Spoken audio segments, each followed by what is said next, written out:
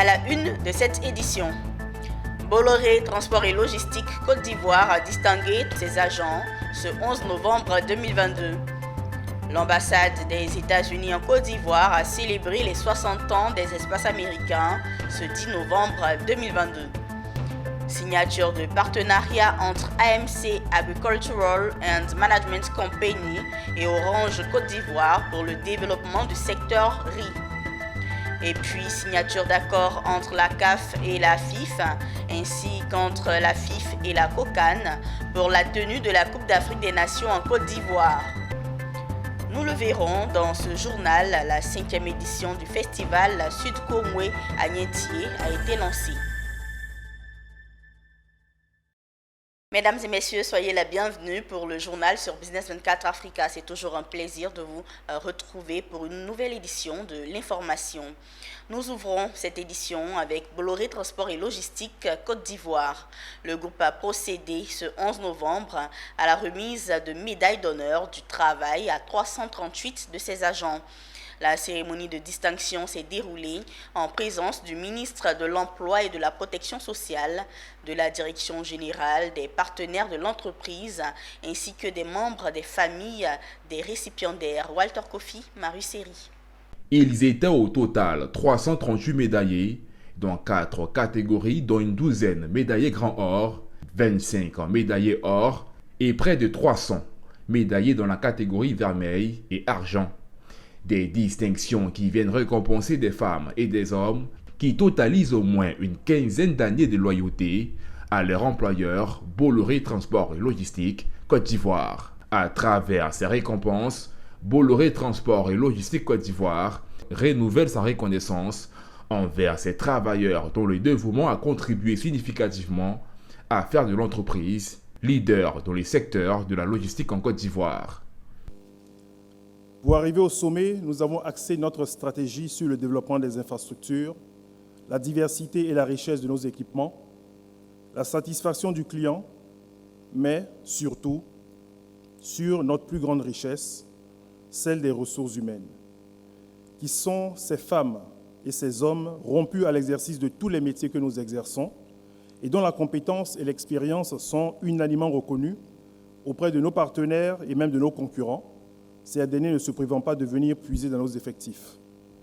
Ces femmes et ces hommes, dotés d'une expertise sans égale sur le marché de l'emploi, ces femmes et ces hommes attachés à leur entreprise et qui s'identifient à elle au point d'y passer pour la plupart l'intégralité de leur carrière professionnelle. Les agents célébrés ont exprimé leur reconnaissance et révélé quelques secrets concernant le travail bien fait. Parce qu'en 91, j'avais commencé déjà au bas de l'échelle. Aujourd'hui, je me retrouve chef de département, c'est que le mérite a été reconnu. Et je tiens à dire merci à notre direction générale pour vraiment la reconnaissance de ces travailleurs. Des sentiments de joie, des sentiments de satisfaction pour le mérite qu'on reconnaît, pour la loyauté à l'entreprise et qui est reconnue. Ça ne peut qu'être un sentiment de joie. Présent en Côte d'Ivoire dans les secteurs du transport et de la logistique, Bolloré Transport et Logistique Côte d'Ivoire réunit aussi des activités portuaires et ferroviaires. L'employeur est engagé auprès de ses collaborateurs et soucieux de leur bien-être. L'entreprise contribue au développement des compétences de ses agents à travers son centre de formation portuaire et panafricain. L'ambassade des États-Unis en Côte d'Ivoire a abrité une cérémonie ce 10 novembre 2022. Un événement pour marquer les 60 ans de ce qui constitue désormais les espaces américains sur le sol ivoirien. Un soixantenaire de coopération célébré avec une ambition d'agir dans le sens d'une relation bilatérale solide. Serge Evrardéo et Ismaël Doza pour le compte-rendu. 1962-2022. Cela fait 60 ans que la coopération ivoiro-américaine dure. Pour marquer le coup, la mission diplomatique américaine en Côte d'Ivoire a organisé une cérémonie, une action qui fait office de renforcement des liens existants entre les deux pays.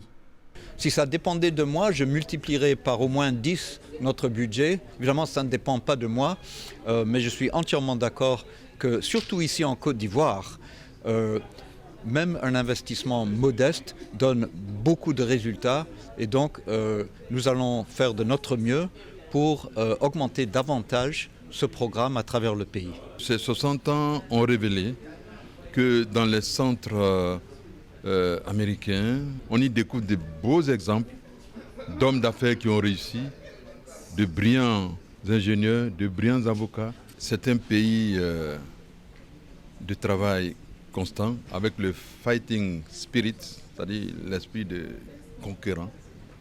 Les espaces américains en Côte d'Ivoire, ce sont des bibliothèques et des centres culturels dans les villes d'Abidjan, Yamoussoukro et Bouaké. Plusieurs programmes y sont proposés avec plus de 1000 et des visites estimées à plus de 100 000 pour la seule année 2021.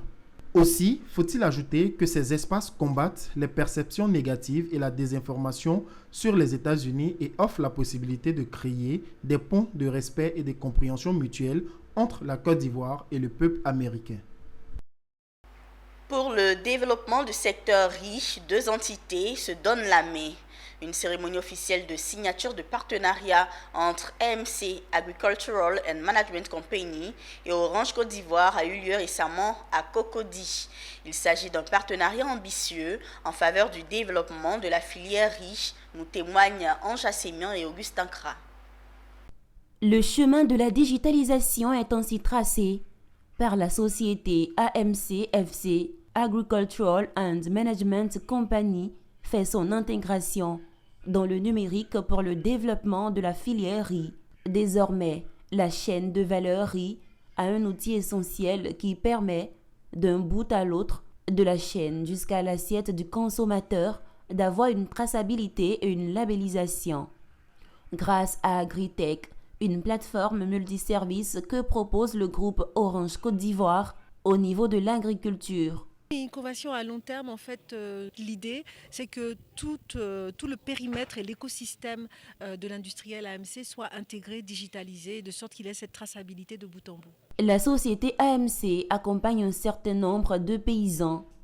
Avec ce partenariat, de façon concrète, AMC pourra répertorier l'ensemble des usines de production, enrôler l'ensemble des paysans et permettre de voir l'anticipation de la production du riz. En gros, la solution digitale permet de faire le suivi de toutes les activités que font les paysans. Ce que ça nous apporte, c'est d'abord, vous avez vu, elle a décrit toute la chaîne. On part à la fois de la production, de l'identification des producteurs, ça c'est très important. Au-delà de l'identification de la production des producteurs, c'est la géolocalisation des parcelles. Vous voyez, on dit toujours, bon, on a tel nombre d'hectares, mais ces hectares-là, où ils sont? Et comment ils sont? Quelle est la superficie réelle? La géolocalisation nous permettra de le faire. Aujourd'hui, ce n'est plus une innovation en tant que telle, c'est maintenant que l'État de Côte d'Ivoire, que nos filières, que nos acteurs de l'agriculture doivent faire le pas, aussi petit soit-il, vers des solutions de digitalisation. L'usine de Bongouanou est la première cible de ce partenariat entre AMC et Orange Côte d'Ivoire. Pour rappel, le 27 novembre 2020, Orange Côte d'Ivoire signait une convention de partenariat avec l'État de Côte d'Ivoire dont l'objectif est d'appuyer la stratégie gouvernementale du développement de la riziculture sur la période décennale 2020-2030. On parle sport dans ce journal. La 34e édition de la Coupe d'Afrique des Nations sera bel et bien organisée par la Côte d'Ivoire en janvier-février 2023. La cérémonie de signature de l'accord d'accueil entre la Confédération africaine de football, la CAF, et la Fédération ivoirienne de football, la FIF, ainsi que la lettre de confirmation entre la FIF et le comité d'organisation de la Coupe d'Afrique des Nations COCAN 2023 a eu lieu le vendredi 11 novembre 2022 en présence du Premier ministre ivoirien et du président de la CAF. Les détails dans ce compte-rendu de Diane Cablancon et Tima Traoré. Si elle a déjà entamé la construction des infrastructures devant accueillir les rencontres, la Côte d'Ivoire vient d'être encore une fois de plus officiellement désignée pays hôte de la Coupe d'Afrique des Nations 2023. Les autorités ivoiriennes et le premier responsable du football africain ont conclu l'accord devant permettre à la Côte d'Ivoire d'accueillir la CAN 2023. Cette étape importante qui marque le démarrage de l'organisation de la CAN 2023 était placée sous la présidence de son Excellence, M. Alassane Ouattara, président de la République de Côte d'Ivoire, avec les présences effectives de M. Patrick Achi, Premier ministre de Côte d'Ivoire, et M. Patrick Motsepe, président de la CAF. Ah oui, c'est aujourd'hui que tout commence enfin réellement pour la 34e Coupe d'Afrique des Nations de football. Cette CAN 2023 que la Côte d'Ivoire attendait avec une intensité folle depuis le précédent unique de 1984, un autre siècle, et que l'énergie et l'aura du président de la République, son Excellence M. Alassane Ouattara, ont su enfin redonner à notre pays. Ce document juridique indispensable est un contrat entre la CAF, détentrice des droits de la compétition, et la fédération haute de la compétition, en l'occurrence la Fédération ivoirienne de football. Il formalise définitivement l'organisation de la 34e édition de la Coupe d'Afrique des Nations par la Côte d'Ivoire. I just want to say we are going to host the most together in partnership, and as I've already thanked Prime Minister Patrick Achi. Nous allons organiser une des meilleures CAN, la plus inclusive qui soit, et c'est pour cela que je remercie le Premier ministre Patrick Achi. And also thank President Ouattara. Et je voudrais également remercier le président Alassane Ouattara. And all the vice presidents and the leaders of CAF who are here with us today. Tous les vice-présidents et autres leaders de la CAF qui ont été présents à cette occasion. I'm confident that football, African football, will be the winner. J'ai l'intime conviction que le principal vainqueur sera le football africain. Nous sommes prêts, nous sommes en rang de bataille pour, à l'intérieur du COCAN, dont je suis le vice-président, et en accord et en harmonie avec la CAF, qui est propriétaire de l'événement, organiser de maintenant à janvier 2024 la meilleure CAN possible. La Côte d'Ivoire, qui abrite la 34e édition de la Coupe d'Afrique des Nations, compte en faire l'une des meilleures jamais organisées. Pour ce faire, les autorités avec à leur tête Alassane Ouattara, président de la République, ont débloqué une somme colossale. Les stades et les aires d'entraînement des 24 équipes qualifiées ont coûté chacun près de 500 milliards de francs CFA. Il faut noter aussi la mise en place d'un comité d'organisation dénommé COCAN, dirigé par l'ancien ministre des Sports François Amicha. Dans le secteur de l'enseignement supérieur, l'Université méthodiste de Côte d'Ivoire a organisé le vendredi 11 novembre 2022 sa cérémonie solennelle de rentrée académique au titre de l'année 2022-2023. Prières, bénédictions et conférences sont les moments qui ont meublé cette cérémonie solennelle de rentrée. Les responsables de l'Université méthodiste de Côte d'Ivoire ont invité les étudiants à plus de concentration afin de réussir leur année. C'est devenu une tradition pour cette université, chaque année, de confier son année académique à Dieu. Moment de prière et de bénédiction certes, mais aussi occasion de situer les perspectives de l'année. Cette année académique 2022-2023 est placée sous le signe de la communication par les responsables de l'université.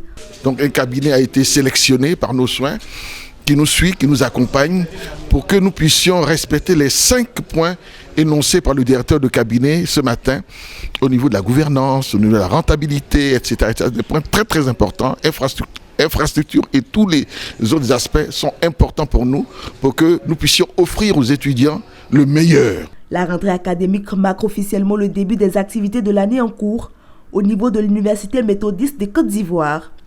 Cette institution d'enseignement supérieur, actuellement présidée par le professeur René Nyalega Makagnon, l'objectif de ses dirigeants est de donner une formation de qualité conforme aux standards internationaux. À l'occasion de cette cérémonie, les étudiants ont eu droit à une conférence sur le thème « L'ère de la philosophie de la communication ».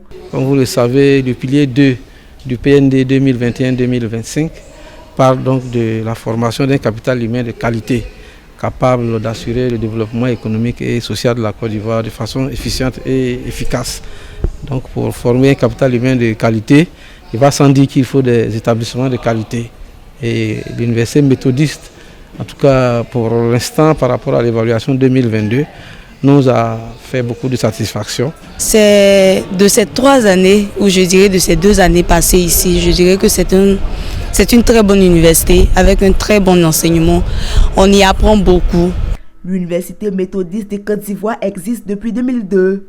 Elle comprend à ce jour 3 unités de formation et de recherche, dont l'Institut supérieur de théologie d'Abadjan-Domain, le Conservatoire méthodiste des arts et métiers de Côte d'Ivoire et un laboratoire de l'apprentissage des langues. Elle est classée 3e au plan national et fait partie des meilleures universités de Côte d'Ivoire. Au 11 décembre 2022, la région du Sud Komwe va vibrer au rythme du festival culturel, touristique, gastronomique et commercial dénommé Festival Sud Komwe Agnentié. Et c'est la ville d'Aboisseau qui va abriter cette 5e édition du festival avec pour invité d'honneur le peuple Nzima Kotoko de Côte d'Ivoire. Une célébration qui va se tenir autour du thème Sud Komwe, berceau du peuplement de la Côte d'Ivoire. L'édition 5 du festival Sud Komwe Agnentié a été lancée le vendredi 10 novembre 2022 dans la cour royale des Nzima Kotoko de Grand Bassam. Reportage Konena Nourgo Doumbia Yuba.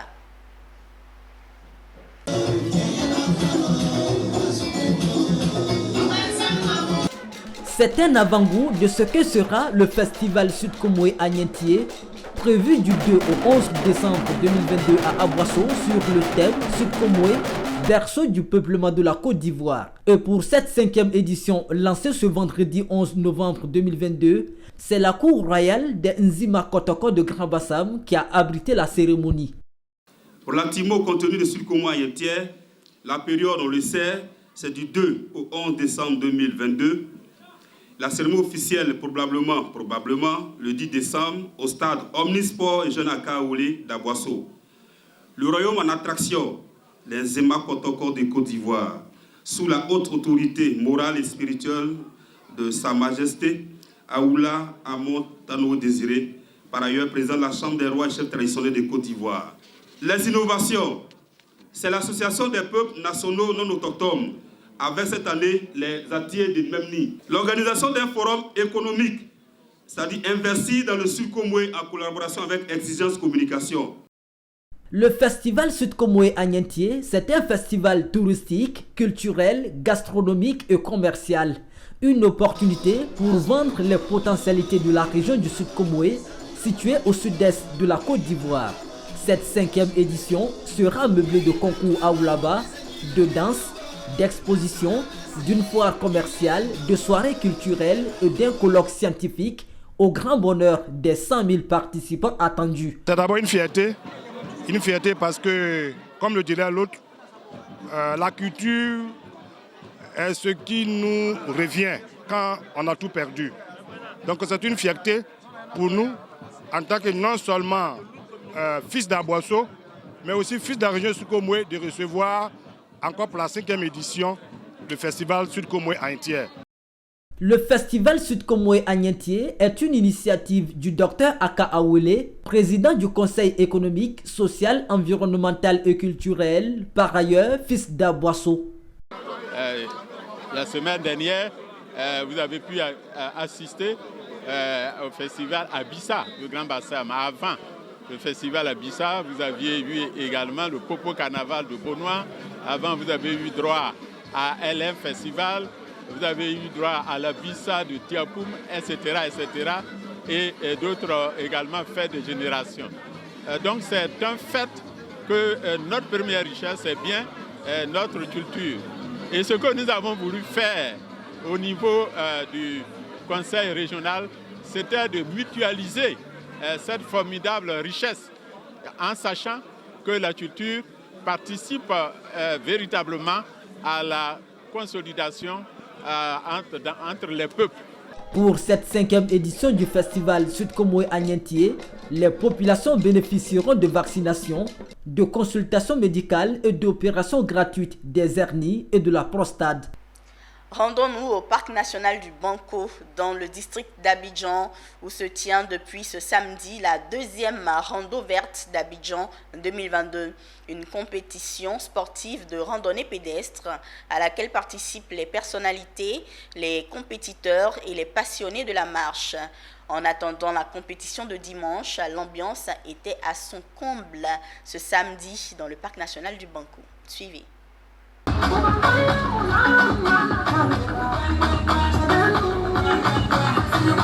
Comme annoncé par la Fédération ivoirienne de randonnée pédestre, 5000 randonneurs et randonneuses ont pris part ce samedi 12 novembre à la deuxième édition de la rando verte d'Abidjan, tenue au parc national du Banco. Petit réchauffement et le top départ a été donné pour environ 5 km de marche dans la forêt du Banco. Pour cette deuxième édition de la rando verte d'Abidjan, la FIRAP a mis la barre haute, surtout avec des innovations comme le camping nocturne et les épreuves d'endurance suivies de la cérémonie de récompense. Nous sommes à 7000 personnes. Les compétiteurs qui étaient déclarés 15, nous sommes actuellement à 45 équipes de compétition. Donc les autorités n'ont pas voulu se faire compter, ils ont envoyé des représentants et pour moi c'est un salut. L'année dernière c'était une phase expérimentale. Donc la deuxième édition nous permet de prendre le pôle pour préparer la compétition africaine des randonnées pédestres en 2024. Donc je pense bien que nous avons vu ce qui s'est passé cette année. L'année prochaine il y aura plus d'invités et en 2024 c'est toute l'Afrique qui va se déporter dans notre environnement mythique, le parc national de Banco. En plus du ministère des Sports, cette rando verte de la FIRAP a mobilisé plusieurs personnalités avec des délégations venues de France. J'ai été impressionné par la motivation de ceux qui étaient là. Ils ont très bien compris les différences entre le sport pour tous, le sport actif, et la randonnée pédestre qui est une randonnée découverte, une activité de tourisme. Au nom du ministre, il aurait voulu être présent à cette manifestation, mais malgré son programme un peu chargé, il m'a demandé de venir ici et les instructions qu'il m'a données, c'est apporter notre appui, notre soutien à la FIRAP, qui est une fédération nationale. Fédération nationale parce que la FIRAP est active et elle est représentée un peu dans toute la Côte d'Ivoire. Cette deuxième édition de la rando verte d'Abidjan a renforcé la montée en puissance de la Fédération ivoirienne de randonnée pédestre et du bien-être pour tous. Séguéla, centre-ouest de la Côte d'Ivoire. Depuis le 11 novembre, cette partie du pays vit au rythme de la deuxième édition du Worodougou Logoba, signifiant grand marché du Worodougou en langue locale Koyaka. Le Worodougou Logoba est une véritable opportunité de business, une plateforme commerciale destinée aux investisseurs nationaux et internationaux afin de valoriser le potentiel économique. Walter Kofi. L'édition 2022 du Worodougou Logoba a débuté ce samedi par une procession de la jeunesse de Séguéla. Point de départ, la mairie de Séguéla pour s'acheminer au centre culturel de la ville, et site choisi pour abriter les festivités. Dans le centre-ouest de la Côte d'Ivoire, le Worodougou Logoba est une vraie opportunité pour promouvoir le développement économique, touristique et socio-culturel des régions du Worodougou. Il se veut une plateforme commerciale destinée aux investisseurs nationaux et internationaux, d'où la présence d'une forte délégation de la Chambre de commerce et d'industrie de Côte d'Ivoire. Oui, je lance un appel pressant, et vraiment pressant, que nos cadres, que nous sommes, que nous comprenions que le développement de nos régions, de nos villages, ne pourrait se faire sans nous. Que chacun essaie de poser son petit pas. L'État de Côte d'Ivoire ne peut pas tout faire. L'État de Côte d'Ivoire posera des actions, le canevas légal. Mais c'est à nous d'emprunter ce chemin et puis d'essayer de nous réaliser. Le Worodougou Logoba, c'est 4 jours de découverte, de bonnes affaires dans tous les secteurs porteurs de la région, mines, élevage, artisanat, agro-industrie, et les investisseurs sont à la chasse de bonnes affaires, comme ici l'attaché commercial de la Hongrie, à la recherche de partenaires d'affaires en Côte d'Ivoire. Cette deuxième édition fait suite à la toute première édition qui a connu un succès grâce à l'engagement sans relâche de son initiatrice. C'est pourquoi il me plaît ici, en ma qualité de ministre-gouverneur du district autonome du Yoruba, de saluer et féliciter chaleureusement ma jeune sœur, Dr Bakayoko Mama Tograba, présidente du Yoruba, pour sa foi en notre district. C'est le plaisir de découvrir la province de la Côte d'Ivoire et cet événement qui est vraiment un événement marquant pour l'économie de la Côte d'Ivoire en ensemble et au niveau du développement régional, c'est quelque chose de très important. Des expositions de produits et services sont au programme de cette deuxième édition du Borodougou Loroba. Ici, cet exposant ivoirien est venu vendre des paniers de raffia en voie de disparition dans les autres régions, sauf à Séguéla, où le matériau est encore facile à trouver, ou encore ce tisserand, l'un des plus grands d'Afrique de l'Ouest, le Burkinabé François Ier, est venu présenter ses produits faits à base de coton bio. Aujourd'hui, l'artisanat se meurt dans nos localités. Et aujourd'hui, il faut inciter les jeunes à s'intéresser à ces métiers qui sont des métiers d'avenir. Donc aujourd'hui, ces jeunes se sont mis au travail et ils ont commencé à produire des produits artisanaux qui sont venus présenter ici. Tel que ce que vous voyez derrière moi, c'est une porte. À l'époque, c'est utilisé comme porte au niveau des cases. Et aujourd'hui, ça peut être utilisé autrement, c'est utilisé comme paravent. Donc vous avez les paniers, la ménagère, vous avez les conservateurs de bouteilles, tout ça tissé à la main. La deuxième édition du Borodougou Loroba se poursuit jusqu'au lundi 14 novembre 2022. Au programme panel, rencontres B2B, activités socio-culturelles et visite du barrage hydro-agricole de Bobi.